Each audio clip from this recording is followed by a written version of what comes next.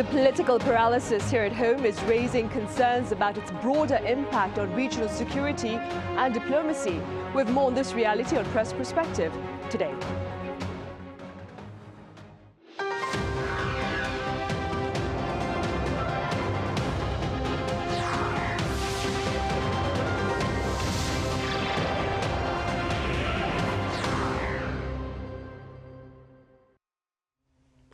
Hello and welcome to Press Perspective for this Tuesday, December 10th here in South Korea. I'm Min Sunhee. Domestic politics continue to make international headlines as pundits link stability here in the country to greater prospects of stability within this region. For more on this, I have Yang Chien-Hao, a journalist from Taiwan, based here in Seoul. Chien-Hao, it's a pleasure to have you back. Hello, good to be here. I also have Chloe Borgnon, for French broadcaster, France 24. Chloe, it's been a while. Welcome back. Hello, thank you for having me again. Chien-Hao, I believe we'll start with you. I understand Taiwan's military sought to reassure members of its public about the chances of martial law within Taiwan following the declaration of martial law here in South Korea. Let's start with that event, including, of course, the background behind the public concerns in Taiwan with regard to martial law. So right after the martial law being announced by President Yoon, the Taiwan Defense Ministry has posted a short paragraph with photos on X and claiming that the Taiwan forces are preparing for defending the democracy and being the safeguard for the homeland. And well, I think many people know that my country had experienced the longest enforcement of martial law in the world when the Kuomintang, the KMT, ruled the island from 1949 to 1987 for 38 years.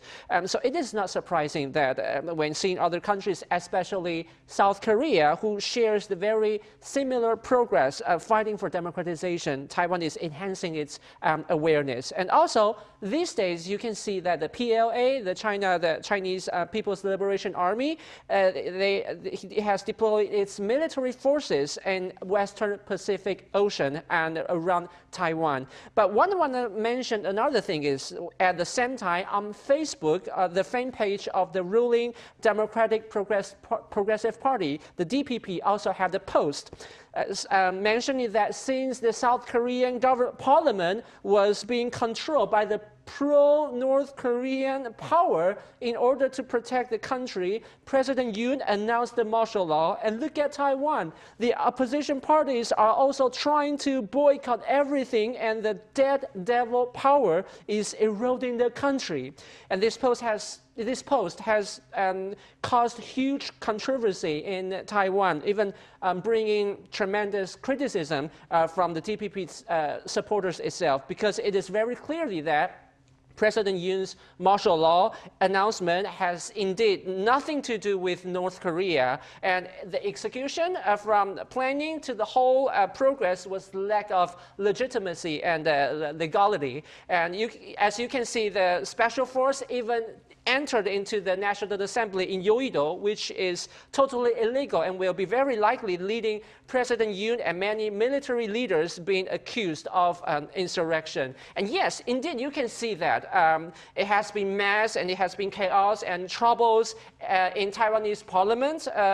Some of the bills that the Kuomintang, the opposition party, trying to push were even being confirmed unconstitutional by the court officially. Yes, they are crazy, but that doesn't mean that the DPP can say whatever they want without having basic common sense.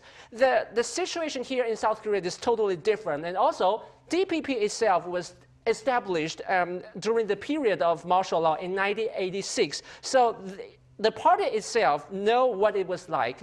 And now DPP has removed the Facebook post, but still, they haven't issued any apology, and it has become a joke internationally in Taiwan, I should say. I am currently the longest serving Seoul correspondent in the Mandarin-speaking world for almost 12 years. But those guys, they don't even read or pay any attention to my reports, to my articles, and they are doing such stupid things. They don't know South Korea, and they don't know North Korea, but they are hurting Taiwan and South Korea and causing me trouble when covering the stories here. Right. Well, along with the brief anxiety caused in Taiwan then, Chloe, there is also concern here within Korea that the internal instability here, of course, on the local front will perhaps hinder Seoul's ability to better respond to any North Korean provocation. What have analysts been saying? Yeah, so most of the analysts are saying that for now it seems that it might affect the ability of Seoul to respond to North Korean provocation. It's still unclear because it's still going on, as you said before. It's still unclear who is going to be head of state or it's going to happen. For now, we know that because everything is in a bit of a blur, it's affecting the ability of Seoul to respond quickly and efficiently. The real question also is there a temptation from North Korea to make any provocation?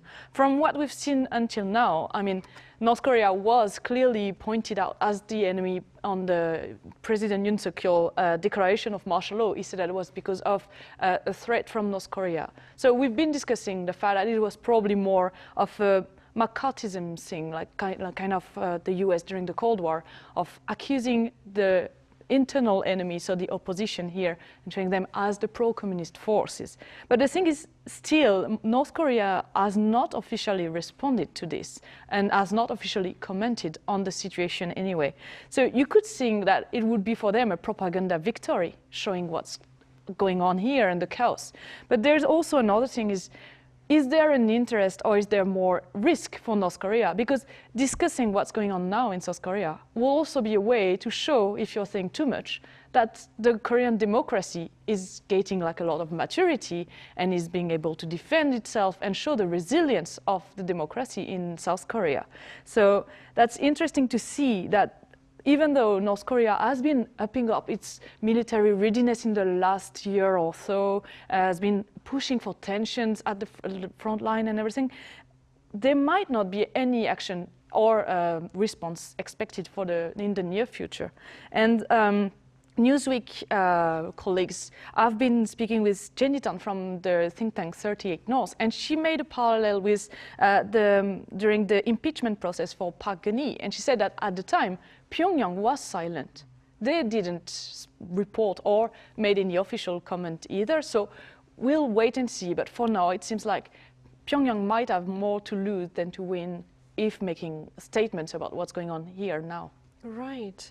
And moving forward, Chien-Hao, there'd also been quite a bit of hope prior to the declaration of martial law that South Korea would be able to take on a more crucial role in the trilateral security partnership, including the US and Japan, as the two other countries usher in new leaders. What are your prospects regarding that partnership post-declaration of the martial law here? Well, if we are talking about the goal to block the three from North Korea, or even if we say China, yes, the trilateral cooperation is definitely very important. But as you can see, since President Yoon took office, he and the South Korean government have shown stances more approaching, more close to the United States and Japan, trying to build up and trying to show a defensive posture against North Korea. And we can also see that these 2 years, the Seoul authority has tried to call for more wider range of extended deterrence from the United States in order to try to protect South Korea from being attacked from Pyongyang. But now, the sudden martial law announcement of President Yoon has dislocated the situation, because the current evidence and testimonies has shown that President Yoon just want to use the martial law to eliminate political opponents instead of fighting against North Korea. And we haven't seen any further provocation or attack from North Korea, just like Chloe has mentioned, except for the trash-laden balloons, right? And the second is, even the United States itself was not informed by President Yoon before the martial law being put into practice. It will definitely ruin the mutual trust of the two countries, even with Japan, because President Yoon's action has nothing to do with North Korea, but has huge negative impacts toward the domestic politics, which is harmful for South Korea's democratic system itself. So you know that there is new ironic taunt saying that South Korea's biggest enemy is not Kim Jong-un, but President Yoon Suk-yeol himself. And Chloe, with regard to the bilateral alliance between Seoul and Washington that Chien-Hao touched upon earlier, there are analysts who say who remain unwavering, that is, in their stance that political stability here within South Korea is crucial for Washington as well. What are your thoughts regarding that? Yeah, I think this is true. So first of all, one of the first speech from the U.S., like first statement, was from the U.S. Secretary of State, Antony Blinken. And he said that the U.S. had been closely monitoring the situation here in South Korea and that they welcomed the decision of President Yoon Suk-yeol to lift the martial law after it was blocked by the parliament. And they also said, and I'm going to quote him there, that they hope that political disagreement will continue to be resolved peacefully and within the framework of the law. So this is the proof that the US really wants stability to stay here. And there are a few reasons for that. The main one is the military presence of the US here in South Korea. It's nearly 30,000 men who are stationed here. They have important strategic assets as well. It's one of the largest overseas bases that are in South Korea. And so it's important for the US to be able to keep the military presence here in a normal environment. It's important for them that stability is ensured and that South Korea can be a trusted environment. Second thing is, they said it really clearly that if there is trouble here in South Korea, it will have effect on the US policies in the whole Indo-Pacific area. We've seen that through the trilateral action, actually, with Japan and South Korea. The US have been working with the Philippines, for example, recently. And this is all the thing they're saying is, as long as they have trustworthy allies in Seoul and in Tokyo, then they are able to have a more wider and more interesting policies here in the Indo-Pacific region. But if they have also to be kind of monitoring South Korea, they might go a bit down on what they can do in the rest of the area. And the third thing is, it's also seen as being here in South Korea is also a way to counter the stronger place of China and Russia powers, and both have been expanding lately. It's interesting to see also that it's not something new. Like, it's something, for example, President Joe Biden has said that he has been working towards this for his whole mandate, for his whole term, and we spoke about it already, but we know that with President Donald Trump coming back in January, the fact that this area is not stable might be a bit of a drawback for the US as well. Right, and speaking about stability, Chien-Hao, earlier you talked about how the president at the moment may be considered an enemy with regard to stability here in the region. I'm sure the opposition party would probably agree with you, the opposition party here in the country. Now, there are quite a number of people who believe that the prospects of the opposition party winning a snap presidential election are very high at the moment. Right. Keeping this in mind, Chien-Hao, do you foresee a shift in South Korea's Taiwan policy under a Democratic Party win here in the country? Oh, sure, definitely. Because the Democratic Party here, they are taking more efforts, seeking to improve the relationship with China, and they don't pay that much attention to Taiwan indeed. When you compare the Democratic Party in Korea and the DPP, the ruling party in Taiwan, now domestically, they are somehow similar, and they begin from the group fighting against the military dictatorship during the 1980s, but the former trying to strengthen the ties with North Korea and China. But the latter, while the latter insisting keeping distance with Beijing. And when I was covering the election campaign and rally and TV debate 2 years ago in South Korea, I saw Mr. Yoon directly mentioned Taiwan for several times publicly. And also, I've once revealed an exclusive news that during the first year of President Yoon's term, there had been an announcing meeting between Taiwan and South Korean officials in Seoul, which is the very first time after the two countries breaking down the diplomatic relationship in 1992. That is already a very big breakthrough. And on the other hand, if you look at Lee Jae-myung, the opposition party leader in the Democratic Party, probably the most popular or famous thing is that when being asked about his opinion of Taiwan and China, he said that why should we dip our fingers to Taiwan and China? just say 谢谢 to China and to 谢谢 to Taiwan. And the domestic problem between China and Taiwan is not our business. So this reply has caused controversy both in Taiwan and China, in Korea and Taiwan. And last year, I directly told Lee Jae-myung that it's not Taiwan who doesn't want to have dialogue, but China. And I asked him directly in front of him, what's your stance you'll have if China invade Taiwan? And he told me that, oh, I don't want to see and I don't agree with the military conflict. But if there's a way to avoid the conflict, why shouldn't we do? So indeed, he's not really answering my question, indeed, and it shows that he is trying to avoid this kind of sensitive question. Chien-Hao, this is an interview with the opposition leader Lee Jae-myung Yes, this year, then? He has a press briefing to the correspondent, so I directly asked him. Right, I see. Meanwhile, Chloe, staying with this hypothetical scenario of a democratic win with regard to a snap presidential election, what would be Seoul's overall foreign policy under the opposition party if that becomes the ruling party following an election here? Yeah, so it would be quite different, actually. We know that Yoon Suk-yeol decided for a policy that's more towards the US and Japan, so the trilateral relationship that has been developing a lot in the latest years. But we know that the Democratic Party, when they were in power before, they were, for example, trying to get dialogue with North Korea. So we saw the Sunshine Policy, first with President Kim Dae-jung and then with President Moon Jae-in recently. So it's policy of detente toward North Korea, trying to get a dialogue, trying to get things to move on. It's interesting to see that it would be going in the same direction as what President Trump would like to go through.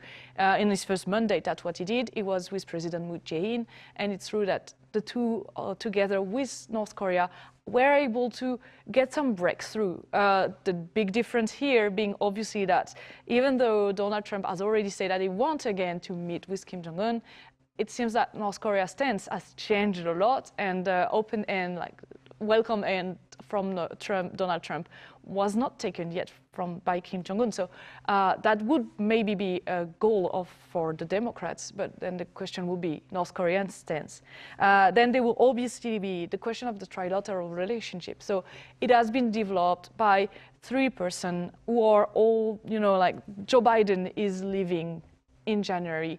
The Japanese Prime Minister left, and now the only one left is President Yoon Suk-yeol. And if he has to leave also, it means that the trilateral relationship will be starting with new actors. So that's the question of how it would be going through.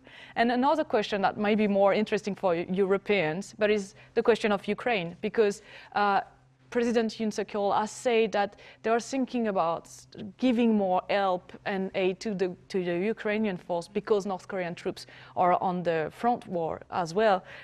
We know that Lee Jae-myung in October in an interview, he said that he was against sending more weapons. He was also against sending teams to monitor the North Koreans on the Russian front. So that would be one of the big questions as well, is where would South Korea be standing in regard to Ukraine? Right, especially with regard to Russia's continued invasion of Ukraine, that is. Chien-Hao, with regard to current political turmoil here in the country, I understand this will be a difficult question, but how do you envision this turmoil playing out in the future? Well, the impeachment was overruled by the parliament because most of the MPs from the ruling party rejected to vote last Saturday. And I do think that's going to trigger people's anger, and it will also cause harm or damage for the ruling party itself. President Yoon mentioned on Saturday morning, as you can see, he said that he will let the ruling party and the government decide his term. But he's not resigning, and the ruling party is not impeaching him. And since the Premier Han Dok-soo and the party leader Han Dong-hoon is managing the country, they are managing the country. But many legal scholars in South Korea, they are claiming that it is against the constitution. And yesterday, a journalist asked the defense ministry that who is the commander-in-chief of this country now? And the spokesman said it is the president. And the journalist kept asking that, so is the president who has become the head of insurrection able to maintain the position of commander-in-chief? And the spokesman answered that according to the law, he still has the power. So now it has become a very awkward situation, and there are only two ways: resign or being impeached. Since the opposition parties say that there will be vote for impeachment every Saturday in the parliament now, I think once the pressure from the civil society is getting higher, then the MPs from the ruling party will vote for the impeachment in the following weeks. Right, and speaking about the people, Chloe, what are your thoughts regarding the public's resolve to hold the president accountable for his actions? Yeah, well, I do feel like people are resolute and they want to. So they have announced already that there will be candlelight protest every single night in front of the assembly. I've been going through some of them in the last week, obviously, to try and discuss with people. And it's interesting to see that even though like, we are in winter, the temperature are minus, 2, 3, 4 degrees Celsius, people are still here. And what I saw is, as we just said, like, anger from the people, also the will of staying in the street to show, like, to put pressure on the government and on the people, Power People Party. So there is a strong will. I've met some people who were saying, like, on Saturday night when the vote for impeachment was cancelled, what didn't work out.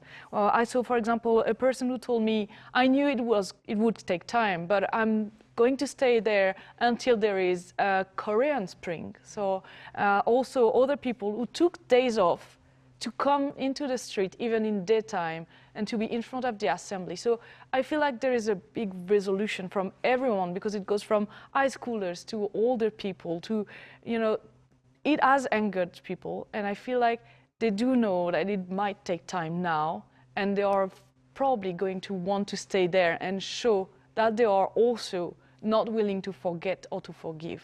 All right, we can expect the streets in front of the parliament to be filled with people this Saturday as well. All right, Chloe, thank you so much for your time and your thoughts. And Chien-Hao, thank you very much for your insights. Thank you.